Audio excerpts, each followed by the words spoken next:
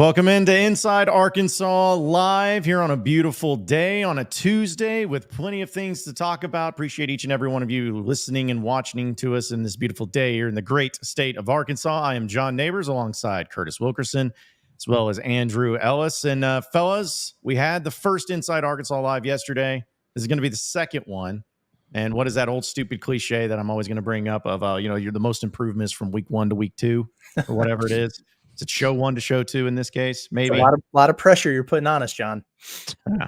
Well, it's okay. It's not like we haven't had any pressure at all on us at all here over the past couple weeks or months anyways. But still, it's good to be back and good to talk a little bit more about the Razorbacks and some of the updates there. And we'll get into some of those things too. Is also doing a little buy or sell segment later in the show. But we're going to get into the cornerbacks, wide receivers, but mainly wide receivers because Ronnie Fouch, the wide receiver coach, new wide receiver coach for Arkansas, a Bobby Petrino disciple.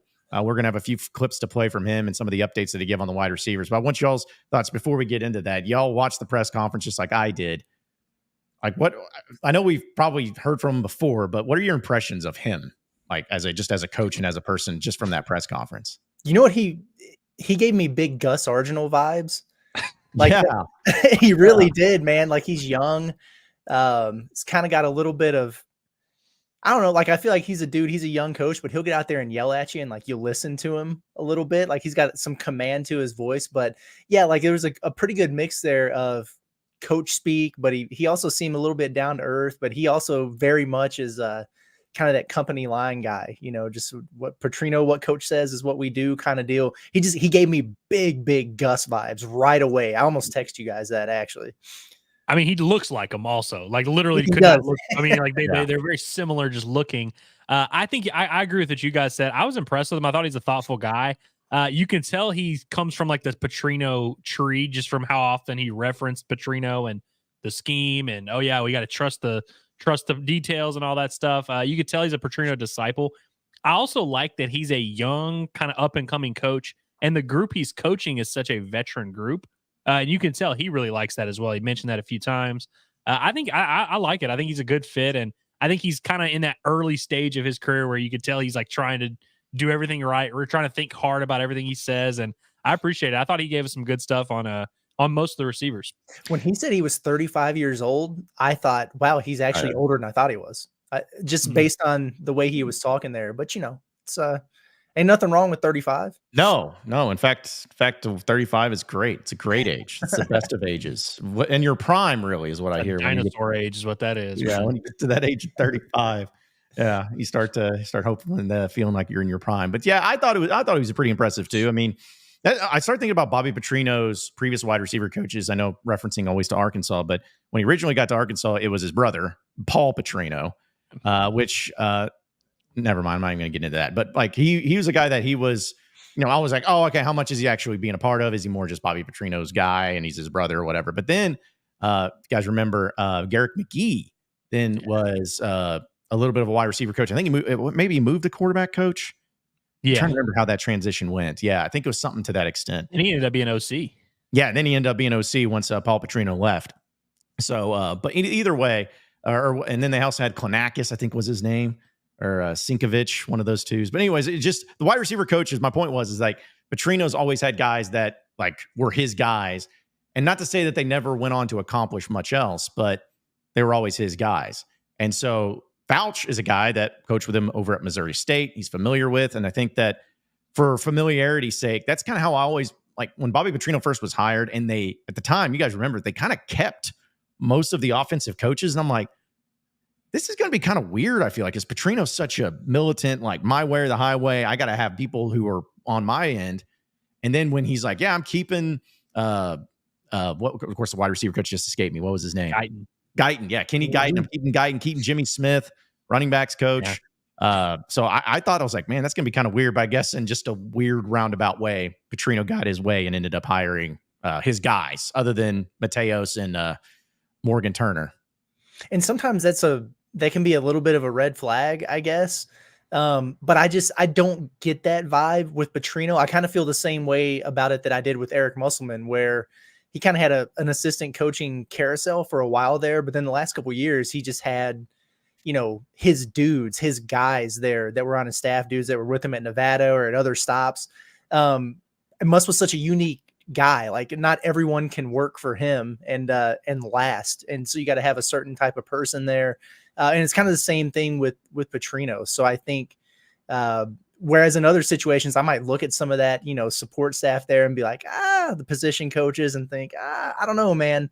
I worry about it less with a guy like Petrino. And then, once you get to know these guys and my immediate thing was, well, with Fouch coming from, Missouri State, whatever, how's he going to be able to recruit at this level? But he's got some personality to him. Like, I really don't think that'll be much of a problem for him.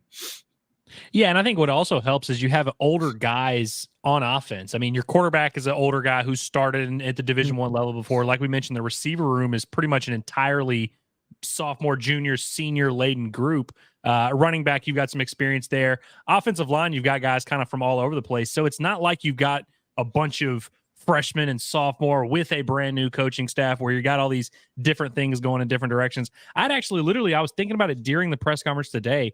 I'd forgotten that, like, during spring practice is when the Jimmy Smith thing happened. Because we literally went and saw him at practice one day, and then that afternoon it was like, actually, he's a TCU running back coach. It's like, wait, what? I'd kind of forgotten about that, but I think that it's this coaching that it hasn't been a story of the offseason of like, oh, what are we going to do without so-and-so? What are we going to do without Guyton? What are we going to do without Smith? That I feel like this group has just kind of rolled on, and it feels like this unit is closer than ever. Well, let's play some of these clips that we heard from Ronnie Fouch, and he kind of opens up and just talking about the progression of the wide receivers and how it's all gone. Take a listen. Hey, Coach, how do you think things have gone so far with the transition from spring 8-week cycle to now with the wide receivers? Yeah, I've noticed a big difference with the guys' knowledge of the game and the confidence and the alignments and the techniques that we need on each play within Petrino's concept and what Coach Pittman wants us to do with our splits and our alignments, and really seeing the knowledge of the offense growing with these guys and the leaders and the older guys really pushing each other to learn the playbook. They're studying together, and it's really shown up in the start of camp of how advanced they are in the offense. So we don't have to revisit a bunch of old things, as we're more so moving on to different installs now, and then we're going to taper back and review everything and just get good at what we're good at. So you're talking about some coach speak there, but it's kind of this opening thing of like, hey, just how is it all going? We've talked about it, guys. These wide receivers are the same exact wide receivers from last year. And one of the things I know was brought up that you did, Andrew, and we can play that clip maybe here in a bit, is talking about the veteran status, where it's just pretty much a bunch of seniors and juniors, upperclassmen, which, it's so different in this day and age of college football. But I think that's where at least my confidence comes from, where I'll be honest, I don't know anything about Ronnie Fouch and how great of a wide receiver coach he is. I have no clue. But what I do know is that they have guys that were on last year's team that you saw the talent, but maybe just weren't put in a position to be successful. They went through what they went through. They had a coaching change, or, their quarterback or their wide receiver coach ended up being the offensive coordinator middle of the season. Then he leaves, but they all stay on. Like, my faith in this wide receiving core is more just about the potential, which is probably a bad way of doing it. But that's kind of how I look at it, where you haven't seen much out of them, but we feel like it's there. And we feel like it could be potentially pretty good because you have veteran, athletic, fast guys that could really help out Taylen Green in the Petrino offense.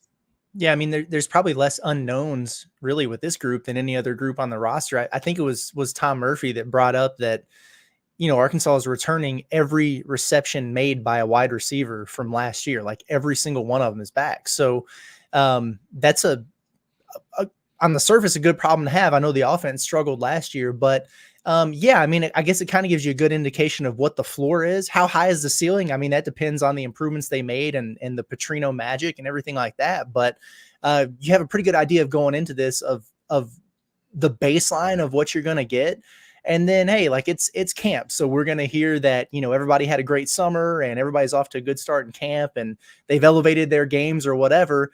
Some of that's going to be true. Some of it's not. But, if it is the case with a couple of these guys, we know we're going to get out of Andrew Armstrong, but if Broden really is that dude now, and they talked about him a lot today, if Satania really does have that clean slate and he's, going to be targeted more and he's playing with confidence that he hasn't had in the last couple of years, then yeah, maybe this will be a pretty solid group.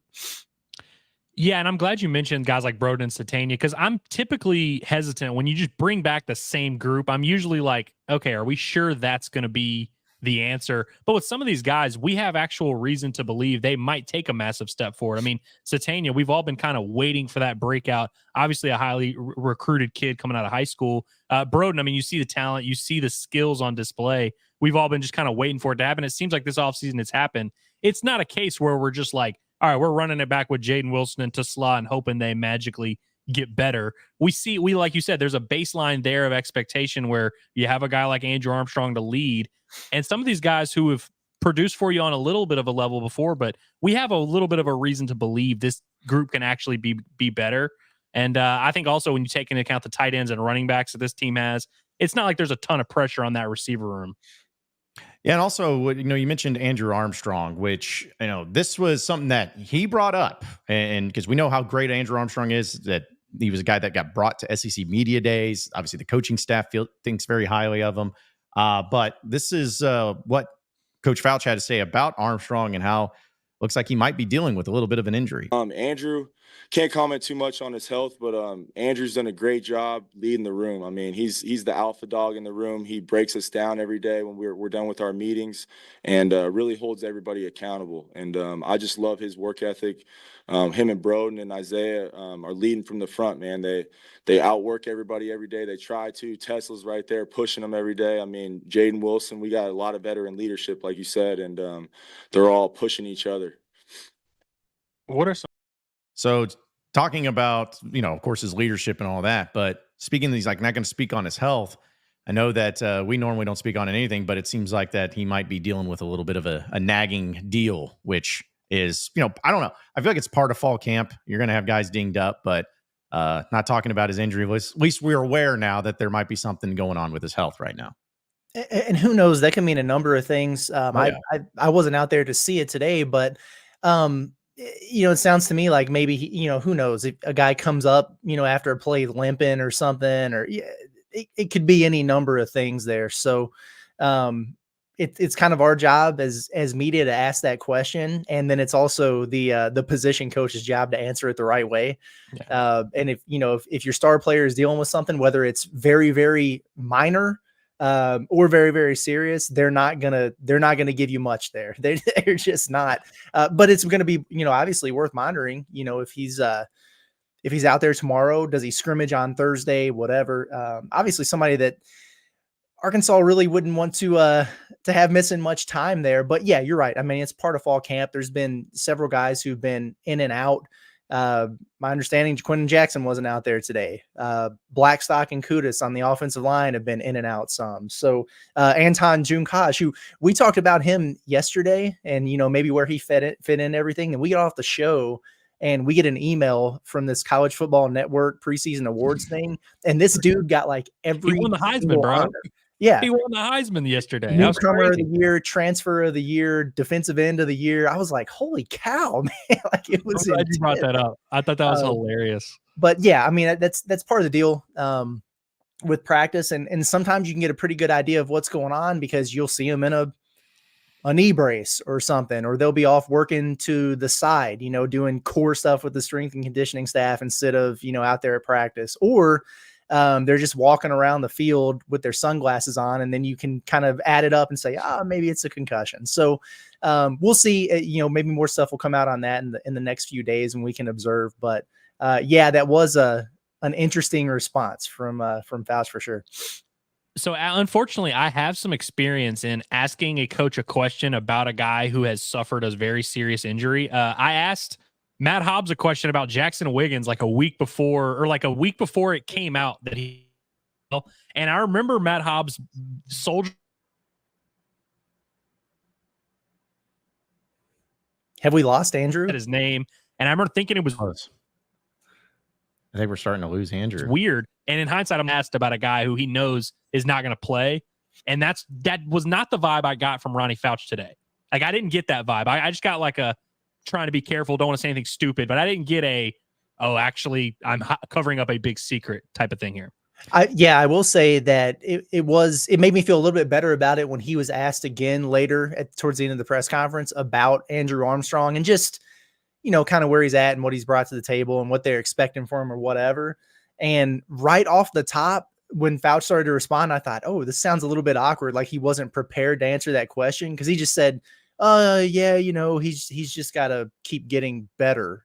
I was like, oh, that's kind of weird. But then he really went into detail, and it just, I don't know. He kind of gave me the vibe that, maybe it's not something that's going to be too big of a deal. So, yeah, I can't wait to talk about that. It's actually something we'll get into, is the like worst cliches of coaches. And I think that's definitely one of them that you mentioned during practices and everything. But also, thing about wide receivers is that, they're only as good as the quarterback that's throwing it to them. And we've heard from Taylen Green. We've talked with Taylen Green personally. We've heard from him at SEC Media Days. He's been the starter, QB1 pretty much the entire spring. Second he stepped on campus, he's been the guy. So it's always interesting to hear from other people besides coaches, besides players, besides, people that we constantly hear from. What do they think? And Ronnie Fouch had this to say about Taylen Green and the vibe that he has right now with the other wide receivers in the room. It's been impressive, man. Quarterbacks obviously get talked about that all the time, but he's shown it day in and day out. And throughout the summer, just holding my guys in the room accountable, making sure they're out there on time and they're getting really close together. Their timing is better. It's shown up in camp, spring ball throughout the summer and now at camp, just the timing is way better. And the guys are on the same page.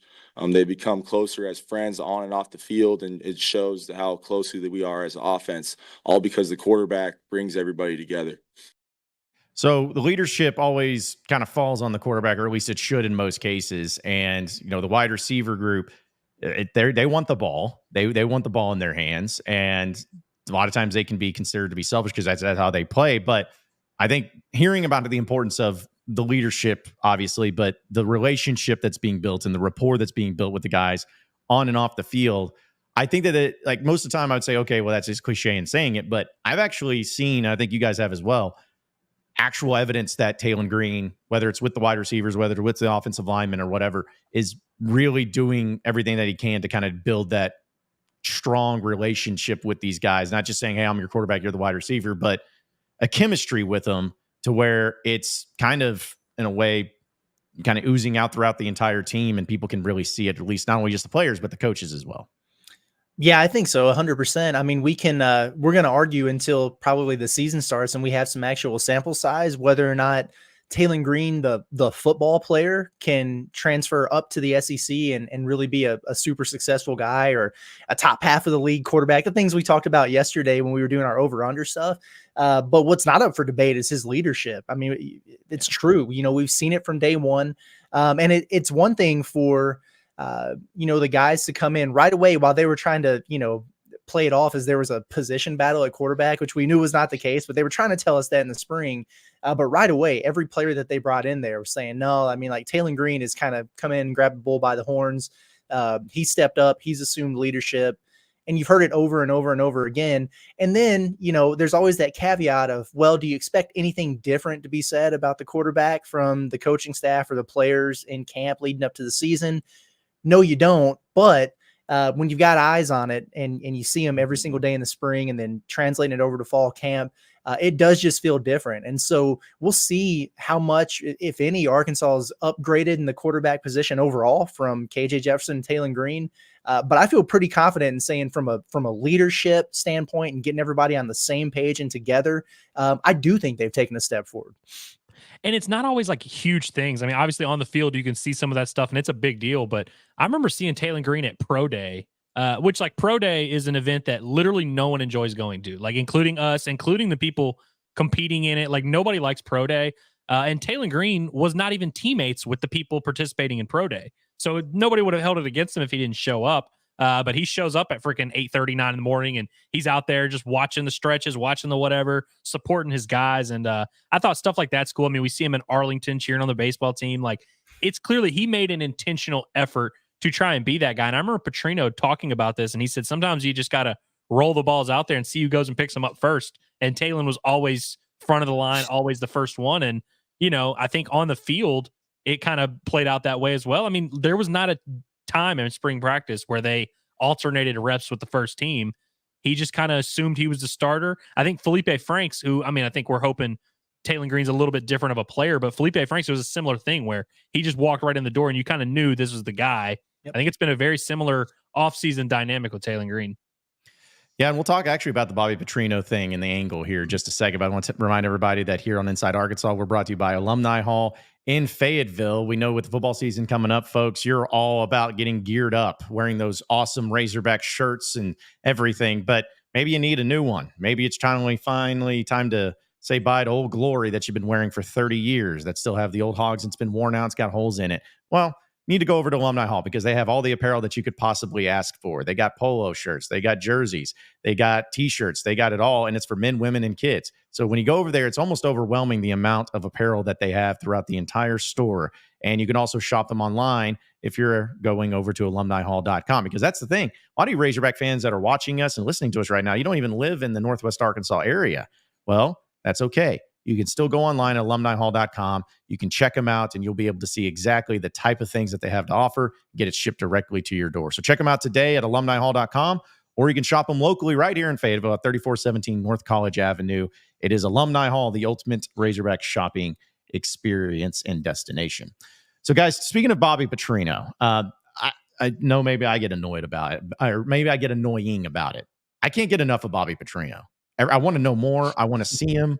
I want to just kind of go up to him and see if he can yell at me. I don't know. It's just, I want so much and I can't get enough of him. But it's the thing with Ronnie Fouch is, of course, he knows Bobby Petrino as I coached under him, but he had this to say in talking about what it's like coaching under Bobby Petrino and also the type of offense that they run through and go through. It's a beautiful thing because we have a bunch of different personnel combinations. So what I try and motivate the room is, hey, all you guys can play. You show your talents on the field, and we'll create a personnel package for you. You've seen that in the past with different offenses he's had and moving guys around. Maybe get a freshman in there with a personnel so that they have a small package to learn, and then they can master the rest of the offense. Is kind of what we do with younger guys. You show talent, you show you're tough, you want to play, we'll get a package for you and get you on the field. Now, the reason I really like this clip is because something I remember back when Petrino was at Arkansas, and I've talked to Tyler Wilson about this. When you had guys like Ryan Mallett, Tyler Wilson, and Brandon Mitchell, that was kind of the three deep in the quarterback room. One of the things that people may not have understood is that Bobby Petrino had a different playbook for all three of them. It wasn't just like, okay, here's my system, here's your playbook, and you all got to memorize it. He catered towards what they're good at, what they're not good at, their strengths and their weaknesses, and catered a playbook around them, or at least in a setup to make them successful. And what it sounds like kind of is a similar thing with the wide receiver group when it comes to maybe not the exact plays, but as far as the routes that they run, the type of athlete that they are, whatever it is, it's like, hey, we're going to find out how good you are, what you're good at, and we're going to formulate our offense and build it around what you're good at, which to me, maybe a lot of coaches do that, but it's just, to me, that's the best way you could possibly make an offense successful, especially for a bunch of guys that you didn't even recruit, by just being like, hey, let's find out what you're good at, and we'll do that instead of forcing you to try to figure out what we're trying to do. Yeah, I mean, there are levels to this, right? With the offensive coordinator thing, and we've seen it just in Pittman's time at Arkansas. Kendall Briles, say what you want about the man, very, very gifted offensive mind. He did a very good job of getting guys in the right positions, getting the right guys the ball, and moving that thing. The exact opposite was true of Dan Enos. And I mean, it was just, it was a mess. It just didn't fit. It didn't work. It was weird. And it never really caught on. And then now you're back on the right side of this thing with Petrino. And I think it's good, man. It's kind of coaching 101. And it's weird how something so simple can get lost in translation sometimes. Like, identify the strengths of your players and find a way to accentuate those. And that's exactly what he's doing. And I'm excited to see all the creative ways that he does it. I mean, shout out to Jackson Fuller over at the Southwest Times, but he pointed out that they were in I formation yesterday doing some things. And then today they were working on some speed option stuff. So that's cool, man. I like that they're mixing it up. You mentioned the route running, and we know that Bobby Petrino is like a route Nazi. Like you don't have to do it. Like it's a perfection kind of thing with him. And so when we talk about these receivers also, taking a step forward and improving from last year, it's about getting more separation. We talked about it yesterday. Well, one way to do that is not just getting faster or quicker, it's being precise on your routes. And that's something that I think we're going to see an uptick too with Petrino. I'm glad you said that, Curtis, because when Tom asked about the separation, which I think is a big thing a lot of the fan base wants to know, it's like, oh yeah, can these guys separate? Because that was kind of a big issue last year. And I think that Fouch is correct in thinking that it's not just as simple as, can this guy get open against man coverage? A lot of it comes down to scheme and route concepts and, making the defense react to certain things. And he even said the term, he said, we're going to have guys running wide open. That doesn't happen by just, oh, now all of a sudden Isaac Taslaw is just dominating man coverage and juking his guys out of there. No, you just kind of have to formulate your system around that to get these guys these looks. And so I look forward to seeing some of that. And honestly, when you think about Petrino, and obviously Arkansas fans only have a 4-year sample size of what a Petrino offense looks like. And so we all kind of remember the I formation, the pro style offense, and all these unique option routes and all this cool stuff. But he's had a lot of success at a lot of different places with guys like Lamar Jackson or Jeff Brom at Louisville way back in the day. Like he's done a lot of different things with a lot of sets. And so I think this offense has a lot of different players that I look forward to. Isaiah Satania is the one that I really think of where I'm like, when you talk about putting guys in position to succeed, that's a guy that Arkansas has to have a better overall plan for. And it's one thing Dan Eos just didn't have any interest in doing, is formulating a plan around Isaiah Satania to get him the ball. Yeah. Yeah. And like, that's one thing that, like, with Arkansas, man, like, and Petrino, like Joe Adams, for instance, if you think about a lot of the plays that Joe Adams made in the wide receiving, like obviously punt return, he was awesome, but just from the wide receiver perspective, so many of those plays were just like little 5-10 yard routes that he just made plays on. I mean, there was a couple of them over the top, like, that 4th and 3 against LSU in 2010 and everything. Like he could do that, but that's really where he was at his best. And even Jarius Wright, I've heard from quarterbacks, even Tyler Wilson and Ryan Mallett told me this. Like they said that Jarius Wright is a great wide receiver. He's fast and everything, but what made him so great is he was as good as anybody at route running, just counting his steps. Paul Petrino's just on top of him, hey, this step at this point, at this turn, and he perfected it. And sometimes it's just amazing, like the whole speech from Any Given Sunday, life's a game of inches and football's a game of inches. That's what it kind of is like those little bitty tweaks that can happen to a wide receiver in their routes is what makes a play go, and what makes, one player on the defense fake this way and then they go the other way. And so that's where the excitement kind of comes in of, again, this offense and why it can be successful is because you have somebody like Petrino, but also somebody like Fouch, who has learned under Petrino exactly how important it is to know these little small things and these little small details in order to make the passing game go. Because I don't know what the predictions are going to be for the yardage and stats and all of that, but I will be hard pressed to think that Arkansas only scores 3 points against an SEC opponent this year like they did last year. I don't think that's going to happen. John, you ready for a great pool? Yes. I just thought of a really good example of exactly what we're talking about. I can't wait to hear this, Andrew. Against Auburn in 2011, which this Auburn team, this was Keel Frazier Auburn. I know what you're talking Joe about. Adams had a 92-yard touchdown run where they lined up in the I formation and put Joe Adams at halfback. And I don't know who the fullback was. I'm going to lie and say Kiero Small. Was it Kiero Small? Just Kiero Small. I was going to be like, I'm just going to pretend it's Kiero Small. But they put Joe Adams at halfback and just ran a little toss play to him to the short side of the field, and he just boom. I mean, like those are the type of things that get you going. That's what you really want to see. And I feel like a lot of that comes down to just knowing your personnel. And I think that was the one thing when you watch Arkansas last year is it just didn't seem like they had a good idea of like who our guys are. I mean, you had Luke Has as a freshman early in the year, Andrew Armstrong. I think it took them a while to figure out exactly what he was. And by the time they had any type of semblance of an idea of that kind of stuff, it was a little bit too late, and they had kind of lost the locker room and lost the bid a little bit. But yeah, it's exciting stuff thinking about it. Well, I also wanted to add to that too. Like, if you remember, that's another thing about Petrino. If you remember that play with Joe Adams, they never ran that again. That play, they never lined up at running back again. And one of the reasons why I love Petrino too is it's not going to be like with Bryles. Like, how many times did they try to run that wide receiver pass with Traylon Burks? Like, a lot. That never worked. He's like 0-8. Yeah, but they kept trying. And it's like, at what point in time do you just be like, you know what? This is not a play that works. Let's move on to something else. Like, I think that's kind of what we'll see from Petrino. Like, he's only going to run things that he has full confidence that'll work. And it won't be just because, hey, wouldn't this be kind of fun? It's more like he sees something in the defense or he sees something of what they do. It's like, hey, I know this will work. So yeah, that's that. I do remember that play, and that was great downfield blocking by Chris Gregg too. Also going downfield. Did we have a wide receiver throw a pass last year? Man, I feel like Tesla might have thrown one. In my brain, Dude, I think that's feels true. right. I think that's true. I'm gonna have to go back and look tonight because what are the odds it worked? Slim to none. But yeah, if like, because I don't know. I don't understand why. I'm all for trick plays, but trick plays are only fun when they work and they have a meaning. And like, there was never any of that. So Megan is saying in the chat that yes, he did throw a pass. So okay, one confirmation there that it was Isaac Tesla that was doing it. So who else was it in the? I mean, they were really committed to Traylon Burks doing it. Was it? I remember Devion Warren throwing a couple passes. Yeah. Is that Devion Warren, who cooked Alexandria Senior High as a quarterback in high school my senior year. I remember that. By the way, Jaquin Jackson, who we thoughts and prayers as he battles whatever he's battling. He's a former quarterback as well on the NCAA football video game, which we've referenced a lot now on this show. He has like 93 throw power.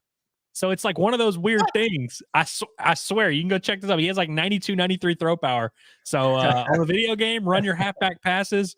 If it happens this year, don't say I did. First reported by Andrew Ellis. Credit me. There we go. 90. You said 93 power, 92 Dude, power? He has higher throw power than Malachi Singleton. That's not an exaggeration. Okay, well, I think we need to see him throw a pass because I want to see. Watching right now, and he's taking notes. He's like, well, listen. After us seeing Jaquin Jackson, what that dude looks like, it wouldn't surprise me at all if he can't throw the ball a mile. He might as well be They might as well just use him like KJ, man. Just yep. He's the same size. They're going to use the wild hog with Jaquin Jackson, bringing it back and have him throwing passes out there too.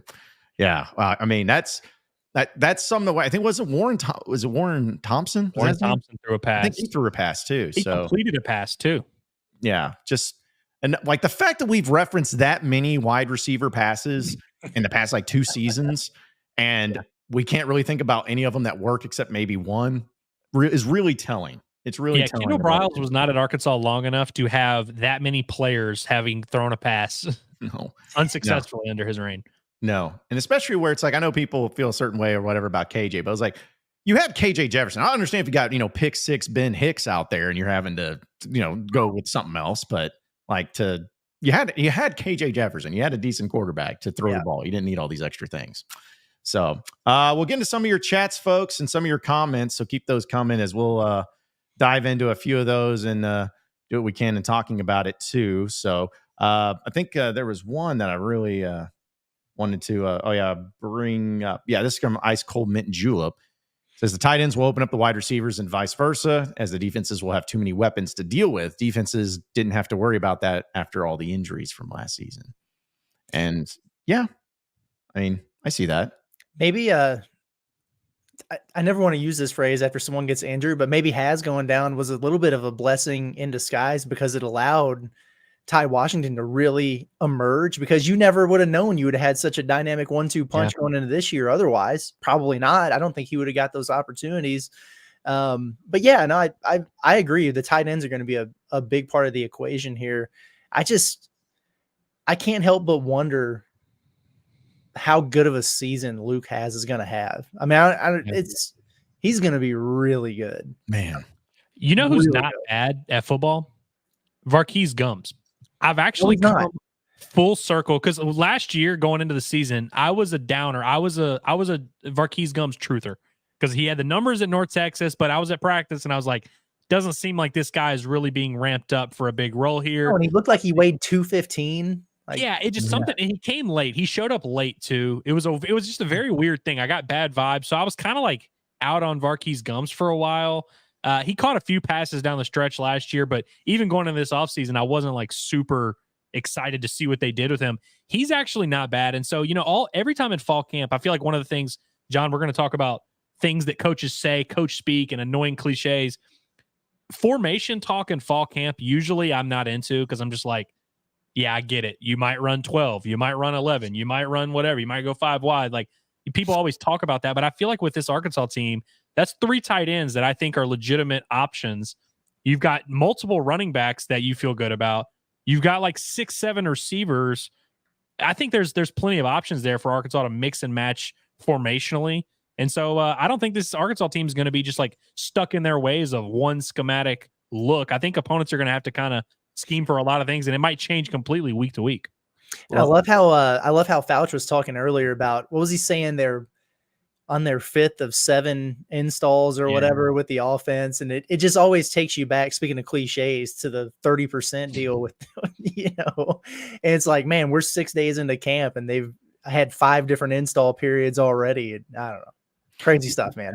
Well, I was even thinking, now that you brought it up with the running backs and all of that, like if you're going between 2 of them, like running backs, tight ends, and wide receivers, like which is the weakest group of those units? Because I feel like running back, just because of default, and especially if Jaquindon Jackson's not 100% healthy. Here's a cliche for you: you're only as strong as your weakest link. So if the running backs are that weakest link there, that's a pretty good indication that your offense has got a decent floor.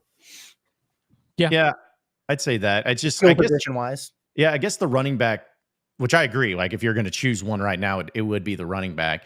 But it's just like, with the Petrino offense too, he utilized tight ends so well with DJ Williams and Chris Gregg, and then of course did the wide receivers and the running backs. I was just trying to remember how much he used them in the passing game. Like I think that there would be I think the Ronnie Wingo wheel routes and the screen passes. Right, I think Dennis Johnson ran a lot of the screen passes involved too. Niall Davis would catch some passes here and there. Yeah. But yeah, I mean, I think there's a little bit of that. Also, college football's just changed a lot since then. Like running backs are used more in the passing game than they ever have been. So it's like I think there's going to be some uptick in that just by it being 2024 now. What do we know about Jaquindon Jackson's hands? Like as a pass catcher out of the backfield? I haven't really thought about that because I just like seeing him receive a handoff and then run over guys because he's a grown man. Yeah, I feel like all the running backs in the spring had moments catching passes. Yeah. Braylon Russell is one who doesn't look the part.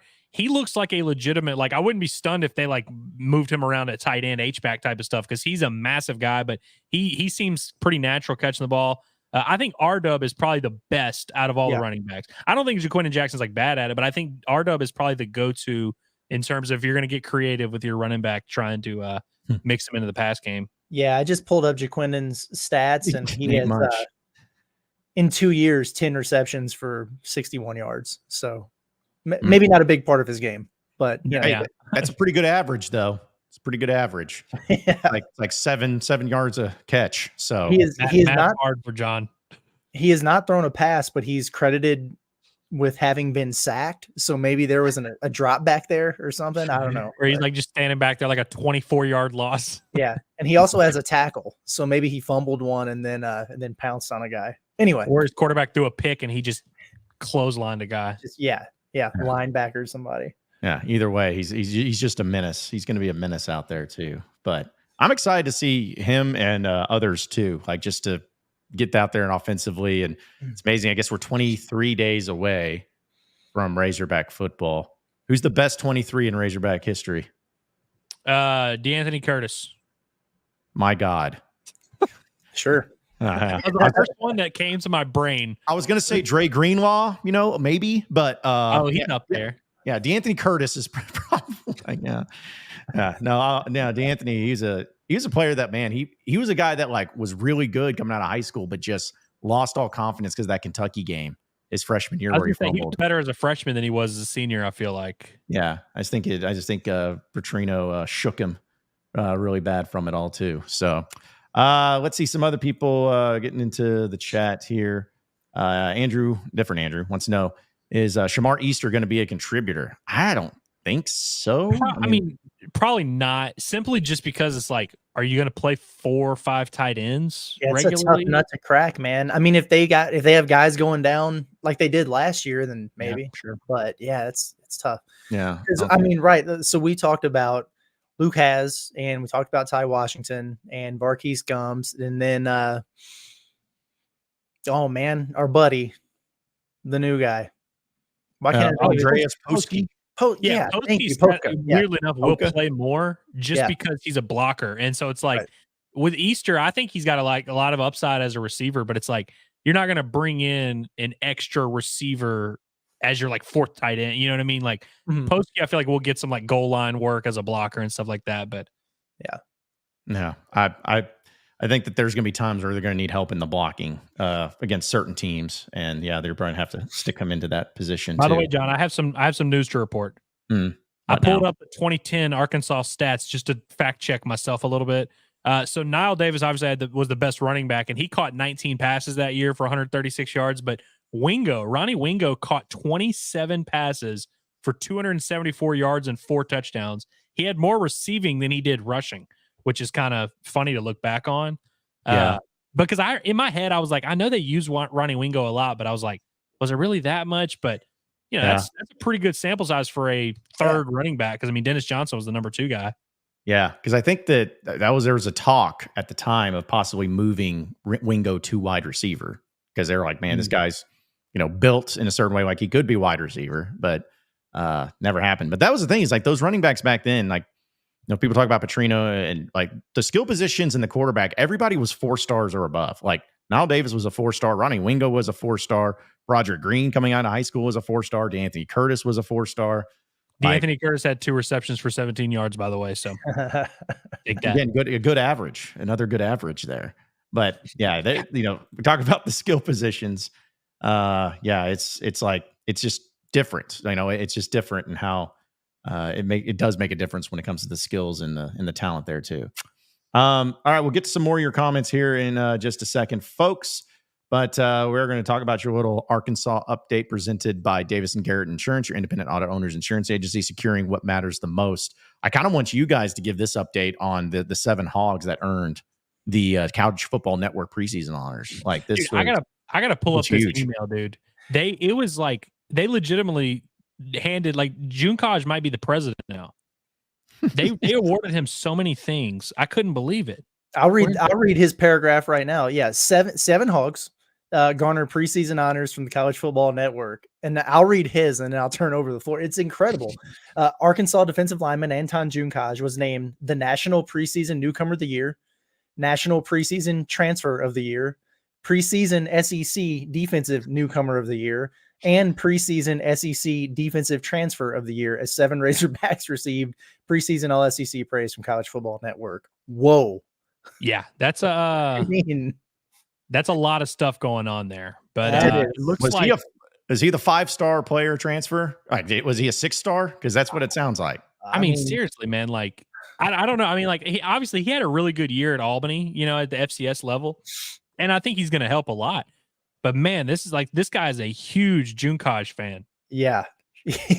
But it looks like Jalen Braxton and Isaiah Satania were also second-team All-SEC. Satania as a punt returner, obviously, and Braxton as a DB. It looks like Landon Jackson was let's see. Is he on this too? Yeah, he was a Walter Camp preseason All-American and preseason All-SEC selection.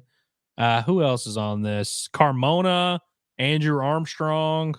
This is such a long email. I just see like bio. Yeah, but it's okay. You got Carmona, Armstrong, Jackson, Satania, Braxton. Oh, and Jaquin Jackson also. So there you go.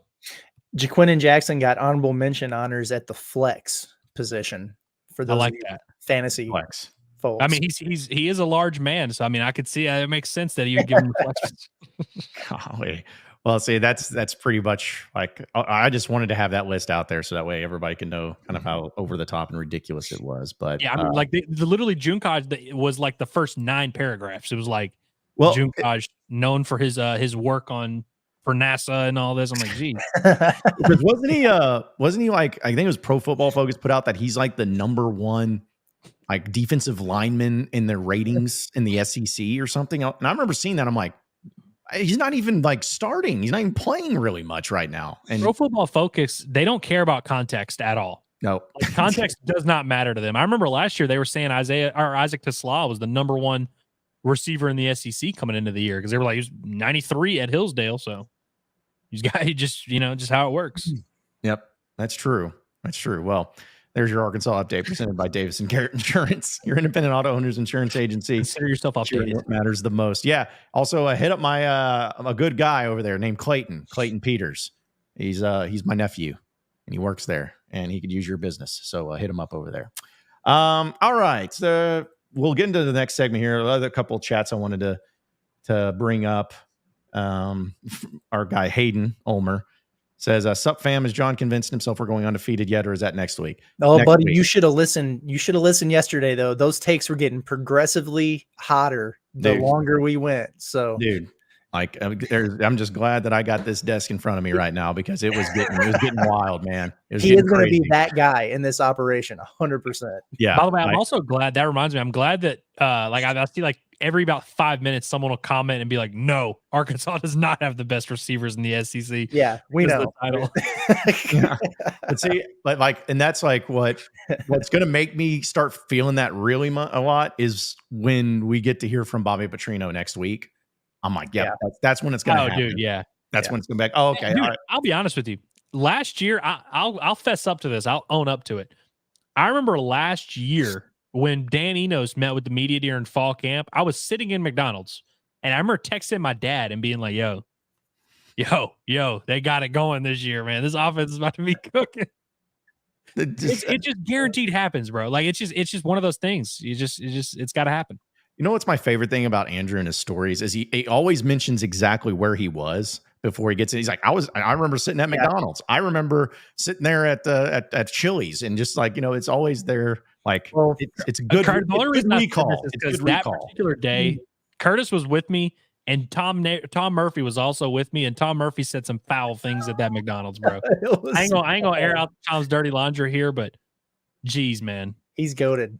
Yeah. I love Tom, man. He's the man.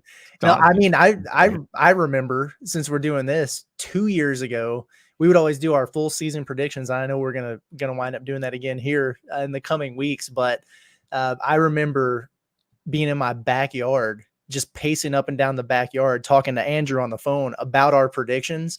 This was right after the 9-4 year. And we were having a heated debate because we didn't want to pick the games the exact same way. And I just remember walking up and down, stressed out, going, "Andrew, I don't know where the third loss is coming from. Where is the third loss, man? I don't see it." And then, at the end of the year, everybody was at the Liberty Bowl. So, yeah. Well, hey, I do want to bring myself to a little bit of a defense because I do own the fact that, yes, I do get overly optimistic, and I am, but I have never once in my life when it comes to Razorback football ever picked them to win the SEC, win the SEC West, or even finish second in the SEC West. The highest I've ever picked them and predicted has been third, in which case I was right in 2021. I picked them third. Everyone was like, "Oh, wow, really? Crazy." But they finished technically third, I think, through tiebreakers, something like that. I don't know. That was my first year on the beat, and I picked them to go 6-6 because I was just like, I'm not about to be that young whippersnapper who's picked them to go 15-0. Like, I'm just not doing it. Yeah.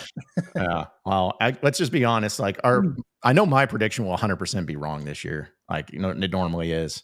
But even though last year I did predict them to go 7-5, and I felt like that was a fair prediction last year. Yeah. Like that's a fair thing. Couple other comments here too. This one comes from Hog Homer. Must be my burner. I'm so excited to see Broden in the offense. Don't know how a guy like that only had 15 catches last year. Man, you ain't lying. Yeah. It reminds me of when Traylon Burks caught 0 touchdowns as a freshman. Not saying Tyrone Broden is Traylon Burks, but I just mean like when you're able to look back and be like, yo, they really did nothing with this guy. It is going to be kind of funny.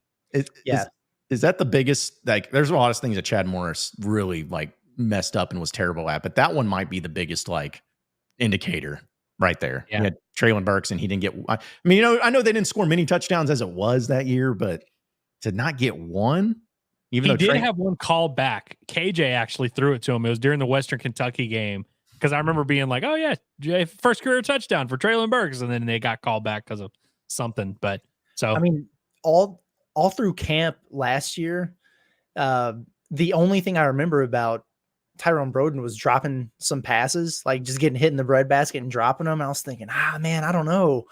And then to me, he was just kind of there throughout the course of the year. But the difference from then to even spring, which is just a couple of months of workouts, crazy. Like seeing him out there on the field just in the spring, the strides that he made, it was almost like, had I not known it was Tyrone Broden, I'd be like, who the hell did they get out of the transfer report? Like, who is this guy?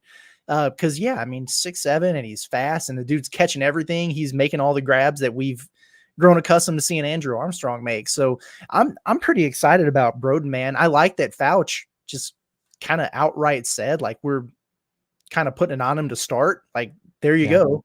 And they want to use him in a lot of different ways. And I like that he also pointed out, like, I mean, we look at his, production from last year, and we look at him and say, hey, dude, like, you're going to have a way bigger year this year. We need you to. And that's 100% true. I mean, he should. I don't want to get crazy here, but I mean, is it unrealistic to say he could triple his catches? Like, no, it's not. It's not unrealistic. Definitely yardage. I think he probably certainly will. Absolutely. So, because how many completions did KJ Jefferson make last year? I guess I could look that up, because that's a number that if you were expecting us to have that off the top of our head. You guys were the analytics people, so but completions is a vague enough one. Touchdowns I might have been able to pull. I don't have that one, but he completed 190 passes last year, and a third of them were to Andrew Armstrong. Yeah, probably so. I'd have to look up, but he had a ton of catches. Yeah, so you're talking about Broden. Say if Taylen Green, because Taylen Green's going to he's going to complete at least 200 passes, at least. So I think that it's a pretty, to say Broden goes out there with how many was going to be tripled? 45 would be triple. 45 is about what he'll probably end up with. Yeah. I think that's fair. I think that's a fair assessment. So he's also going to have a lot of games where he has like 3 receptions for like 80 yards, because he's going to have huge plays. Yeah. Mm-hmm. Yeah. I mean, do you guys still think it's going to be Armstrong that leads the team in receiving this year, though? Yeah. I think so. I mean, assuming he's healthy. Yeah. Well, yeah, it's always, anytime a question like that. I think it'll be Armstrong has Broden. And then Satania. I like that. I like that a lot. So you said Armstrong has Broden, Satania? But maybe it's a deal where, it would be cool, I think, if Satania maybe had more receptions than one of those guys, and then maybe Broden had more yards or something. I was going to say, I think I could see Has having more receptions than Broden, maybe that, less yards. You know what I mean? Like, he might catch 4 or 5 a game, but right. Yeah. Mm-hmm. Okay.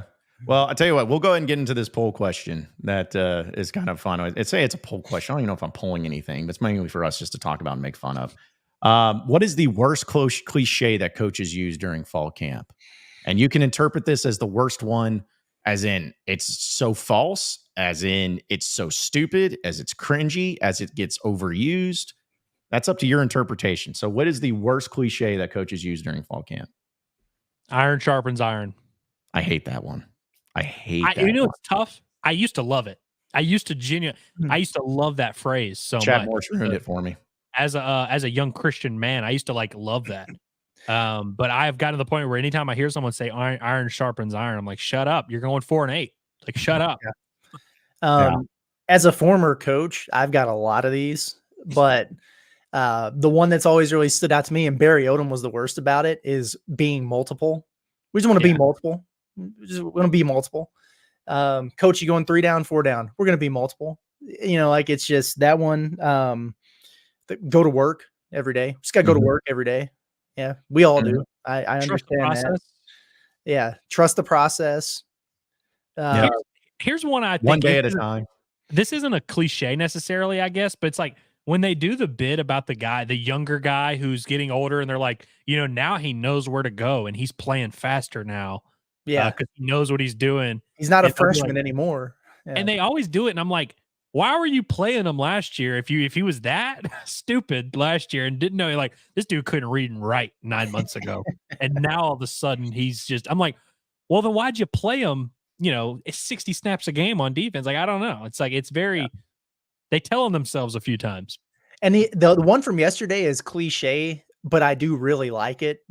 We have standards, not starters thing. Yeah, that was a good one. That was you. I felt like that one was. That one. I think that was fairly unique enough. Like I used to write that on the whiteboard back in the old Lindenwood days. Yeah, it's a good one. Solid. That is a good one. I'll say the other one though that I hate, and is actually I believe Darren Wilson used it yesterday, was the it's something to the extent of this is the closest group that I've ever been around. I hate, because I'm like, okay, what does that mean though? Because I feel like every player, every coach says that every year.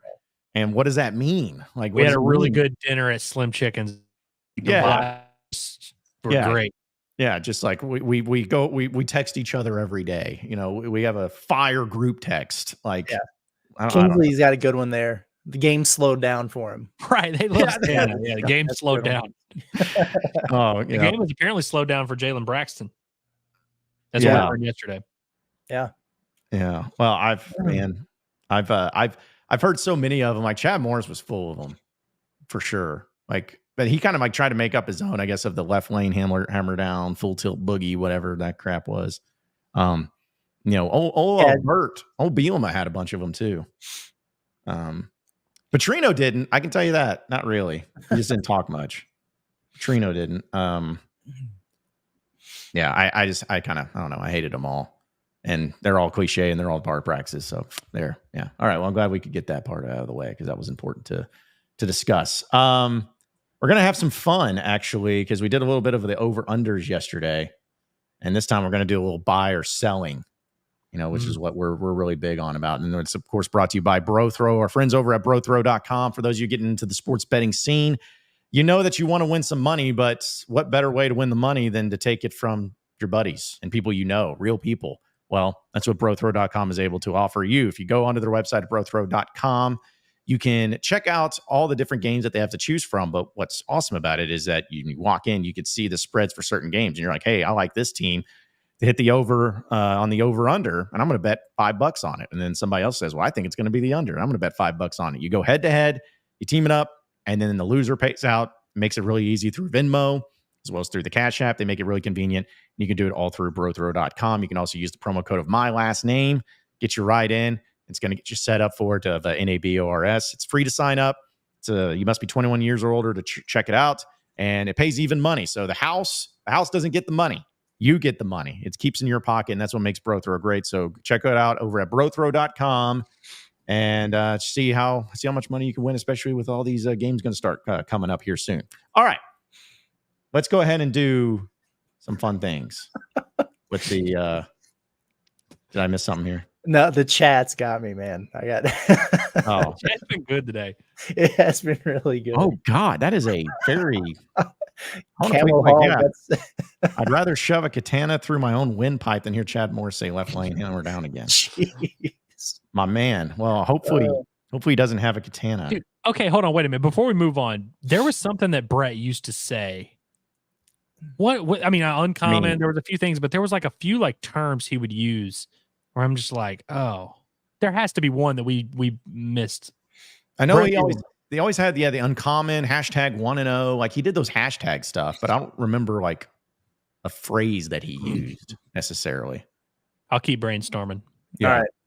All right. Let us know so we can go back. All right.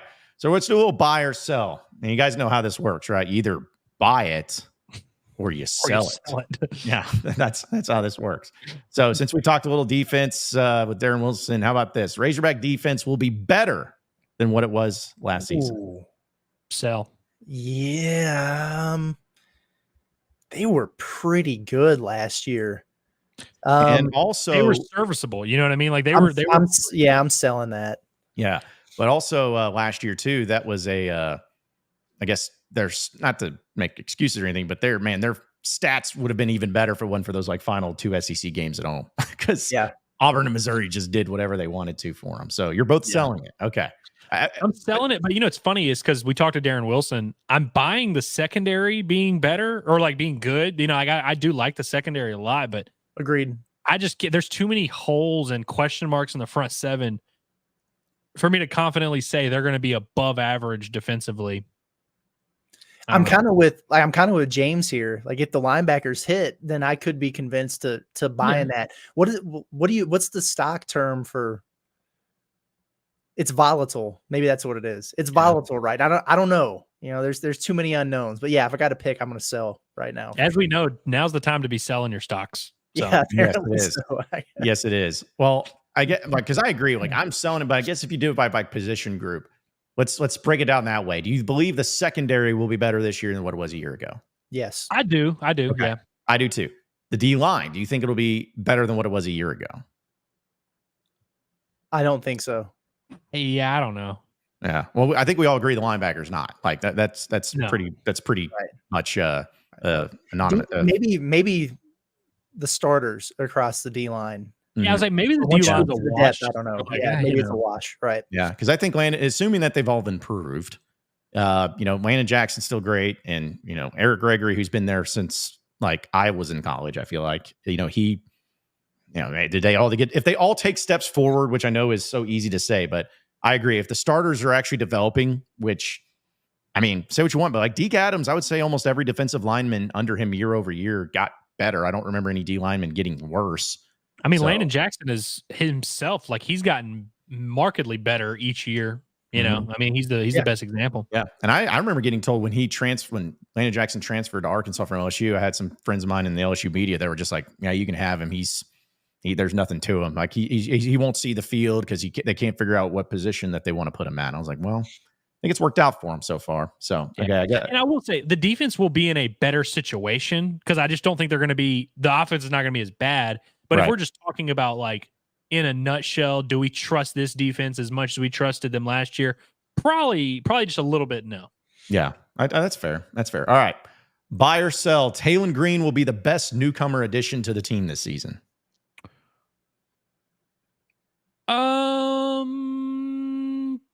I'm going to buy it, but only because of this. Okay. He's the most important position. You know what I mean? And so like his impact, I feel like him being a pretty like the leadership that we've talked about, like I think him bringing some stability to that offense is going to have a bigger impact than any other impact. But I think like in terms of just who's a better player, like Jaquindon Jackson's a better player, and I think there's Marquise Robinson on the defensive end or defensive side of the ball. I think you can make a case for June Kaj, the transfer of the year, the transfer of the millennium. They needed to be in terms of just impact. I think you can make a case that Taylen Green's going to be the most impactful. Yeah, they needed to be sorry. Yeah, that would be good. If we want to answer the previous question in a different way, then I think it needs to be sorry.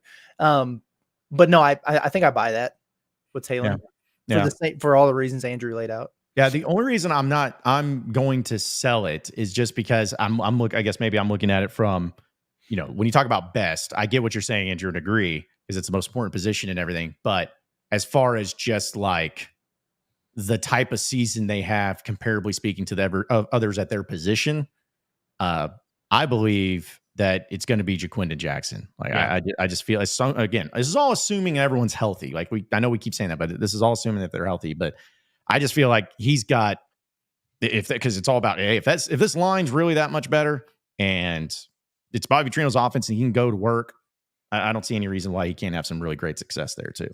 You did call him a 1,000-yard rusher who would outgain Rocket Sanders yesterday. I did. Yes, I mean, I did. he better sure be. Did. But I think I agree with you that like he will probably be the best actual transfer. Yeah. Mm-hmm. But I agree also that if it ends up being Xavier Sorey, great.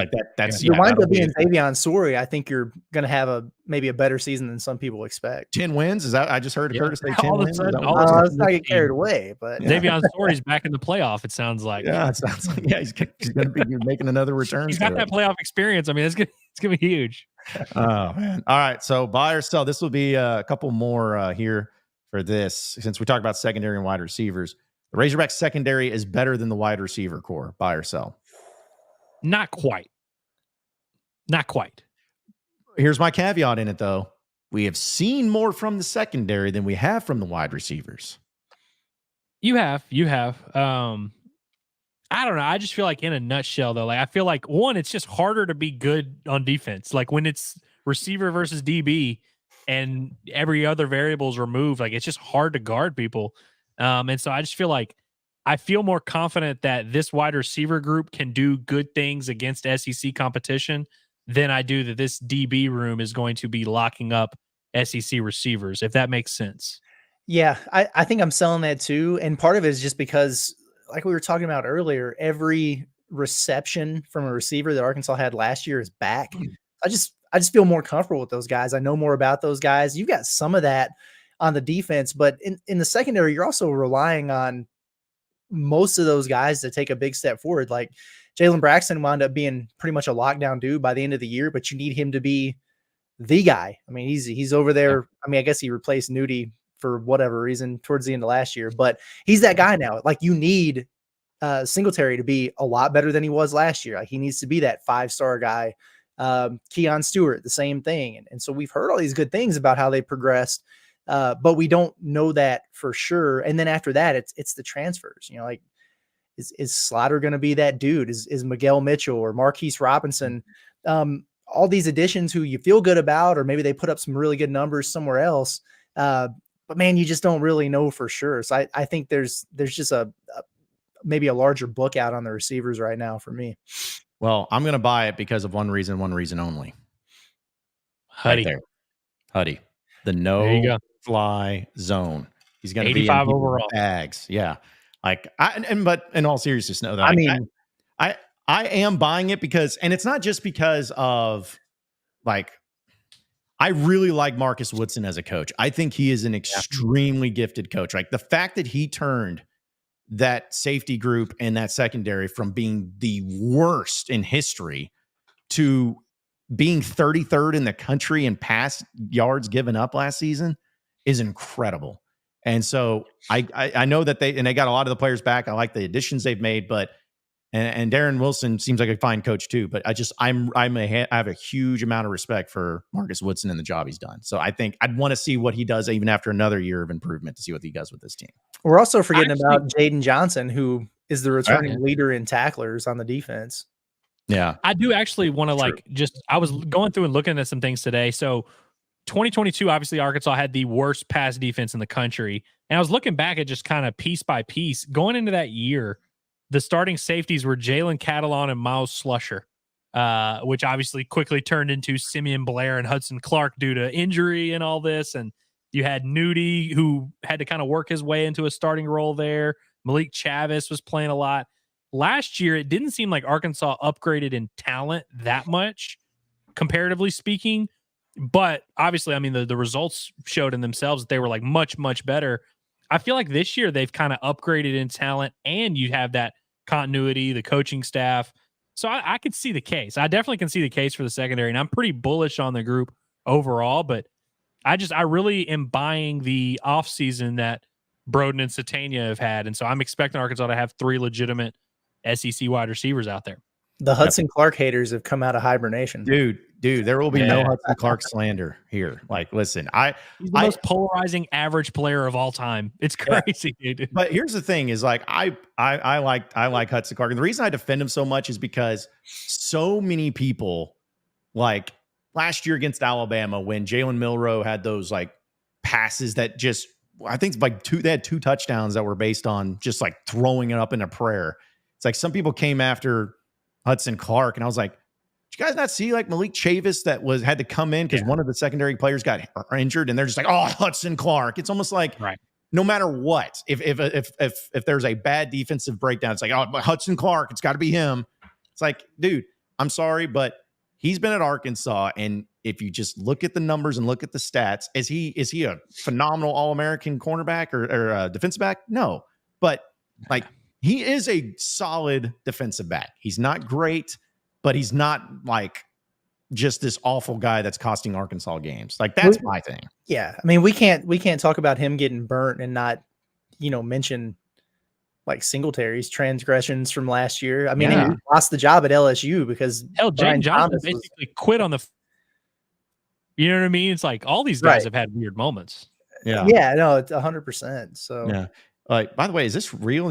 Blake says Hudson Clark has 2 years of eligibility. There's no way that's real. There's no way. I don't know. He's been here since 2020, man. Yeah, I can't imagine that's. I don't believe that. Although, like, hey, the dude he's got 3 picks in one game. I'm just saying, he had the hat trick. All right, buy or sell. These are a few more just for the team's sake. Buy or sell. Arkansas will win 2 SEC games at home this year. Who do they play? I mean, They play. I'll read them out for you. Okay. They play LSU. They play Ole Miss. They play Tennessee, LSU, Ole Miss, Texas. So no, they went into SEC games at home. I'm selling that. I think they're going to win 2 SEC games, period, or maybe more than that. But I don't think they're going to win 2 at home with that schedule. Do you think they win one of them at home? Yeah. Okay. Yeah, they'll win one of them. Yeah. LSU. That's all I want, man. Yeah. Dude, here's if they go 4-8, if they beat LSU, that's all that matters.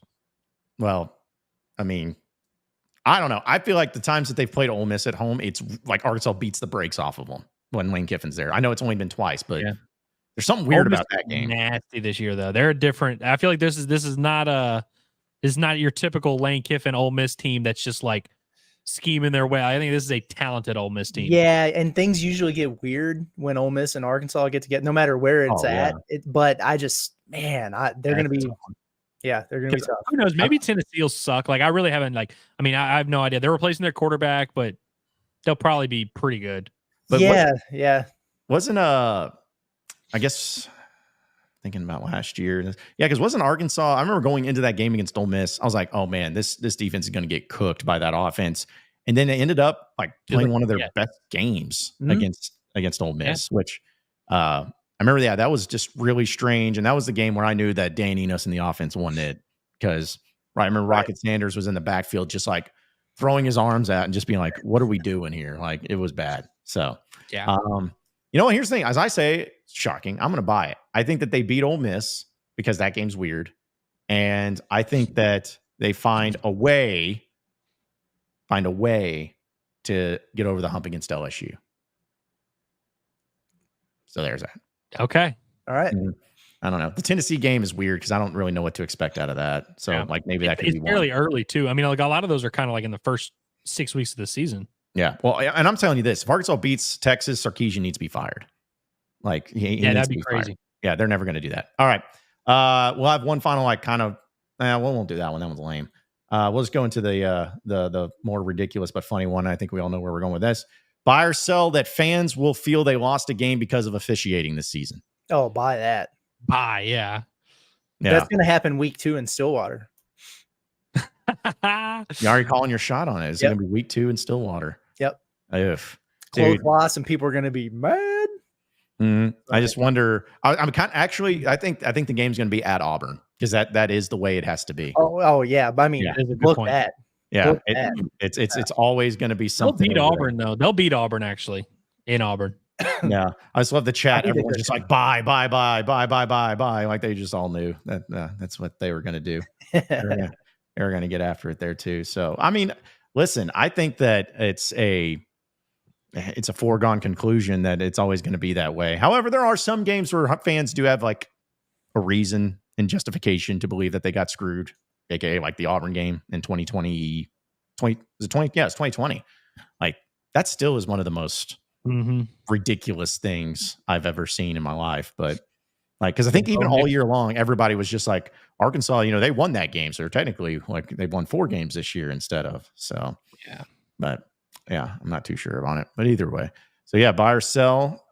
There you have it. And I'm glad everybody was on the same page for that because everyone's still pissed about it. There into the chat. Let's see. There was a couple other chats that I was going to bring up. Oh yeah, Ice Cold Mint Julep wants me to have a nickname for the bromance with Hudson Clark, Joe Lark or Hudbers. I don't think those stick. Those are stinkers, man. I don't know. Yeah, I think we can do better than that if you're gonna come up with something there too. Man, yeah, people are getting all up in arms about. This is why I can't wait for our post games, dude. I know our post games are gonna be so fun, dude. Like it's gonna be like. Here's the thing: it's gonna be so fun when they say if they beat Oklahoma State. And they do it in a good way, as in like they looked good and they executed offensively. And say if they went over there to Stillwater and won 38-21 or something, like people are just going to be flying off the handles. It's going to be, man, listen, you know, if we play our cards right, you know, this team over here ain't too good. You know, they look bad against so-and-so. I can see a path to 10 wins. Yeah. Well, I remember in 2021, the day that Arkansas beat Texas, A&M had a really rough performance where they beat Colorado like 10-7 or something like that. And so you can kind of already, we need stuff like that to happen where you're like already looking at your next thing and you're like, ooh, we can win this one too, you know, like that. Yeah, so-and-so's quarterback rolled his ankle the week before, and you're like, Yep. You never know. Yep. I would love to know what people thought about the Arkansas Mississippi State 7-3 game, like the next week, if they start thinking like, ooh, like did Florida think, oh yeah, we could beat this team. We should beat this team, smoke them. Well, Florida losing that game to Arkansas last year. Honestly, we don't talk about it enough. One of the worst losses that a sitting head coach in college football has on his resume. Yeah. That is putrid, bro. That is disgusting. He let Kenny Guyton cook him up, bro. Kenny Guyton, who is literally selling insurance right now. Let him cook him. That's crazy. Yeah. I always wondered, like, if there was ever a time, because I felt like if Arkansas ever has a bad year, any games that they do win, the coach always gets fired because of that. Like, that was one where I was like, man, this might be the end. Because it was the Florida kicker missed a pretty easy easy enough field goal at the end of the game. And and Arkansas, of course, it was coming off the bye week, and I remember they were hugging Kenny Guyton. They're like, oh man, he might be the OC of the future, and something, man. Yeah. Because then the next week, I think, is when they played Auburn at home, and they just got destroyed. So we'll get into some fun stuff here in a bit, too. Jason wants to know, how much do you think they score against UAPB? 59. 59? Yeah. They're actually, by the way, I saw a line for this. They are favored by 50 points. I don't think they'll score 50. Interesting. So did they score 50 last year on Western Carolina? I believe they did, or at least they scored a ton. I don't know if they did or not. Actually. That's when I thought the offense was really. They had a defensive touchdown or two that helped. Brad Spence, right, with the pick six. Yeah, I'm just gonna assume that UAPB is legitimately horrible. I mean, they were the last time they played Arkansas. They scored 56 on Western Carolina, but they didn't score 50 on UAPB last time, and they shortened the quarters or whatever. Yeah. They wouldn't do that in the opener, right? No, I think they're gonna really cook. Yeah, because also I believe because that game's isn't the game on ESPNU? Yeah. Something because I think the UAPB game of 2021 was on streaming. It was every year you have to have that one streaming game. I think that was it. So I don't know. It just depends. I think Bobby Petrino is gonna I hope to see. I guess it'll be Malachi Singleton, probably the backup. Yeah, he'll play. Yeah, seems so I hope to kind of see him, and because that's probably going to be the only time you get the chance to see the backup quarterback. Malachi Singleton, who threw quite the dime to Satania today. With Jalen Braxton in coverage. Yeah. Threw a nice little bomb in one-on-ones. Well, he'll throw his first career touchdown against UAPB. Yeah. Well, Kingsley also wants to know a question. Who gets the headset on defense? I mean, so dude, that's a fascinating question because it's Sorey probably makes sense because he's in the middle of the defense. You probably need someone that's in the middle. I mean, so you can't give it to Landon Jackson, have him hand in the dirt. Thank you, John. And be like, I was waiting for that. But I would say it could be someone in the secondary whoever plays that hog position, just because they're kind of right in the middle. But it's gonna be a tough situation, and it's sad that Arkansas doesn't have a linebacker that you could for sure be like, all right, yeah, let's give it to him. Last year, you would just 100% give it to Pooh Paul, and nobody would have an issue. Mm-hmm. Yeah, it's got to be either in every case, it's either going to be a linebacker or safety. That's the only ones that are ever going to have it. So, but yeah, I think it's either Hudson Clark or Xavier Sorey. I feel like those are the easy leading ones. Candidates. Yeah, the leading candidates for the headset. Which I saw, man, this is so random. I'm bringing this up, but I swore I saw this about a week ago. Somebody at some fall camp for some team asked if on the offense, if someone besides the quarterback was going to be wearing the headset, and the coach was just like, no, we're going to give it to the quarterback. And I was just like, no, we're not idiots. What coach would be like, you know what? I'm not giving the guy running Josh Braun, have him lean over and whisper to all the linemen.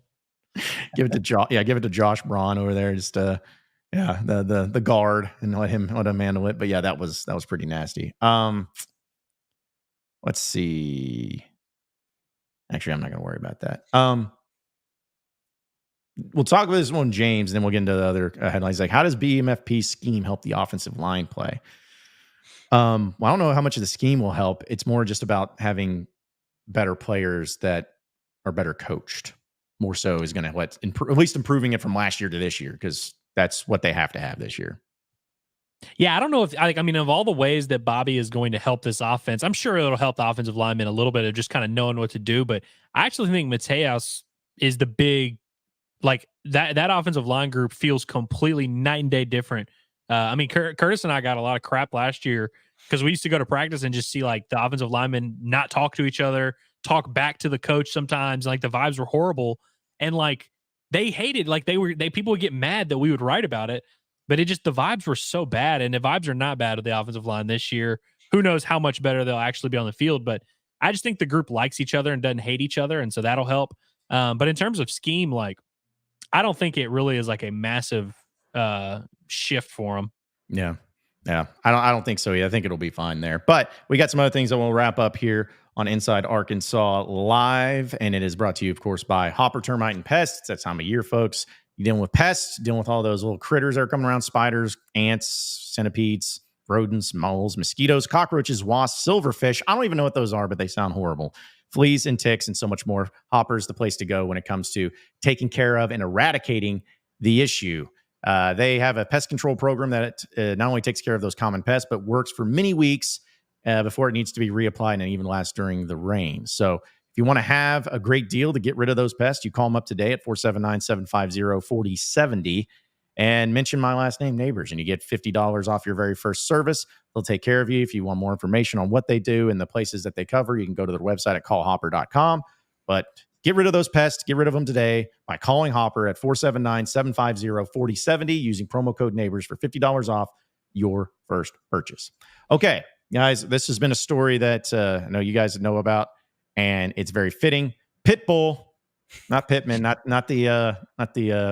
Mr. Worldwide? Is that his name? Yeah. Okay. Yeah. Just want to make sure I'm cool. I'm up with the kids these days. He has purchased the naming rights to FIU's football stadium to pay $1.2 million a year. Honestly, that's a bargain, low key. Like 1.2 million is not a small amount of money, but it's like, I don't know, for the stadium, I feel like stadium rights, it should be way more than that, right? I mean, it depends. So if it's FIU, yeah, probably. I mean, yeah, fair enough. Yeah, what would that price be here? Well, I think they actually that was something that they've been trying to sell it, and I'm pretty sure they wanted a 10-year, $100 million deal. So it's $10 million a year. 10.2 instead of 1.2. Yeah. Yeah. Which, I mean, yeah, 1.2. It's like, dude, like we're not too far away. We can just buy a stadium, bro. Like, I don't understand. Like, that seems more accessible than I thought it was. But also, I mean, I just wonder what the appeal was for Pitbull. What he was like, I'd love to have my name on this. Like, did he go to an FIU game and just loved it, or what? I couldn't tell you. I was hoping that they would come up with some like creative name for the stadium, like a Mr. Worldwide Stadium or whatever. But no, it's just gonna be Pitbull Stadium.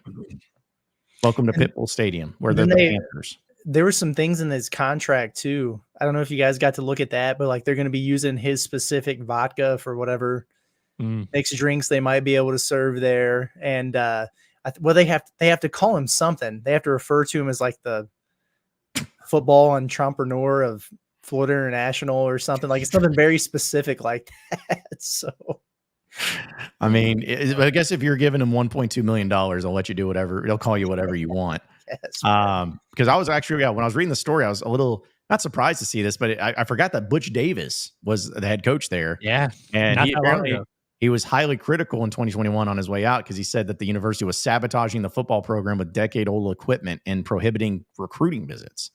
So, well, this will help. Yeah. And then Mike McIntyre, which I forgot about him, former Alabama, I think OC, who went to Colorado State. I think that's who it was. But anyways, yeah, apparently the average attendance of fans last year was 15,000, and they're trying to increase that. So I'm sure they will. I wonder how much it holds. I believe it's 30 some odd thousand. Yeah, they'll sell that sucker out quick.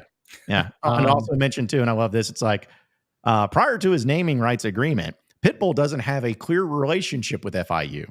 Instead, it's the school's location in Miami that seemed to have brought the two sides to the deal. So, well, Miami. as the great Pitbull himself once said, I don't play football, but I touch down everywhere. Everywhere? Everywhere. Good job. I've never heard. I was trying to think of what. Never heard that line? I don't listen to Pitbull. Well, international love? I couldn't tell you. The only song I know is he had the Meet Me at the Hotel Room song? Yeah. Okay, that's about the what's it? It's like hotel service or something like that. Yeah, hotel, motel, Holiday Inn. Friend and meet me at the hotel. Yes, that one. Yes, that one. That's the one. That's the one. Also, a couple other things real quick. Am I the only one that does not give two rips when NFL teams and joint practices get into fights?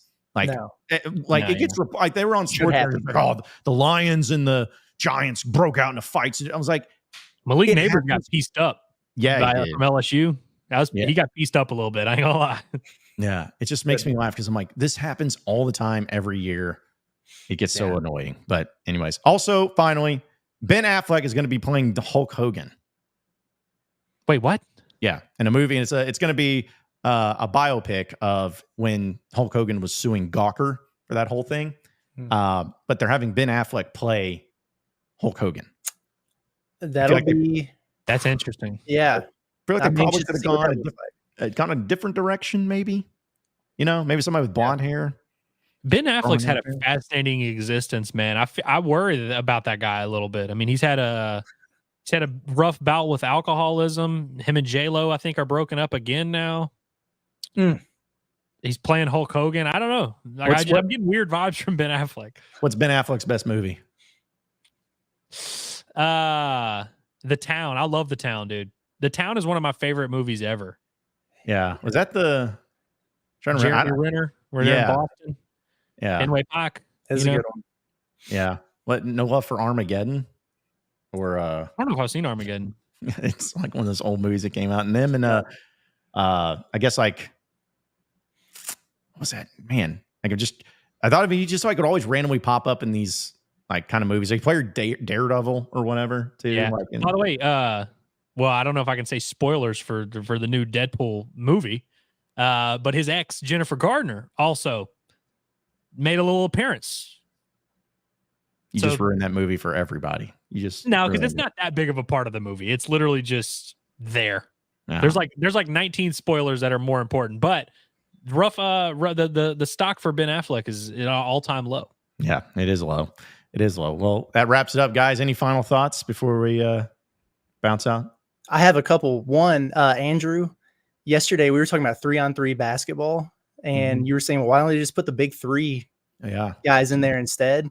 Well, did you see that Ice Cube challenged the gold medalist and said, hey, we want you guys to come here on August 18th, the gold medal winning team, I think it was like the Netherlands, and said, hey, come here and play our big three all-stars. So you might have been onto something there. Do we know who they are? Oh, man. Michael Beasley and a couple other. Joe? I can't remember who the other ones are. Joe, right? I don't know if he's still doing it or not. Yeah, I don't think he is. Yeah, he's trying to get a job on Cal's staff. That's right. Yeah. That's exactly right. And then also apologies to everyone who's offended by me moving my eyes. I got a tumor behind one of them. If I keep them still, I start seeing double. So they're going to move. Deal with it. Yeah. Now, how do y'all feel? How do y'all feel now? I don't know what to tell you. How do y'all feel now, jerks? Yeah. Sorry. Yeah. Jeez. It's like maybe think before you want Curtis to burn his eyes. Just stare right into the screen. Yeah. Sorry that I'm bothering you by moving them around. Get over it. I don't know what to tell you. Yeah. Get over it. Anyways, that will wrap us up with today's edition of Inside Arkansas Live. Be sure to like and subscribe to all of our stuff on YouTube. Also check out our website at insidearkansas.com for all the latest up-to-date information and all the good content that's going to be provided on the written side of things as we're updating that daily.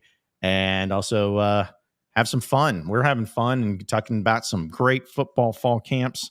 And we're going to keep it moving. So for Curtis Wilkerson and Andrew Ellis, I'm John Neighbors. Same sports show, same sports channel tomorrow at noon. Have a great rest of your day, everybody. We'll see you then.